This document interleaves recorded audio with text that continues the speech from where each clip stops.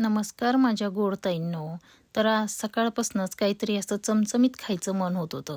तर मी मुलांना विचारलं, की आज काय खायचं? तर मुलं बोलले, "मम्मी आज पावभाजी कर."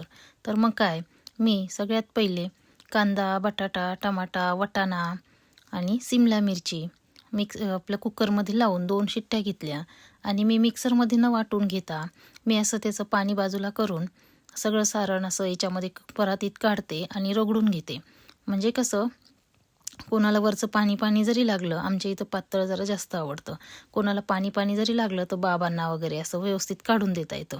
आणि मग एका बाजूला परत कांदा, टोमॅटो, वाटाणा, हिरवी मिरची, आलं, लसूण हे मिक्सरमध्ये बारीक करून घेतलं आणि हे कांदा, टोमॅटो आणि वाटाणा तेलामध्ये परतून घेतला आणि हे सर्व मिश्रण त्याच्यामध्ये टाकून पावभाजी एव्हरेस्ट मसाला आणि आपला घरचा काळा मसाला, लाल तिखट असं टाकून छानपैकी अशी बघा ही भाजी केली. आहाहा! आता तर पाव पण शेकायला टाकले आणि हे बघा आता ही सगळी तयारी करून मी आता मुलांना खायलाच देणार. हे बघा एकीकडे बाकीची तयारी चालू होती, एकीकडे पाव भाजणं चालू आहे.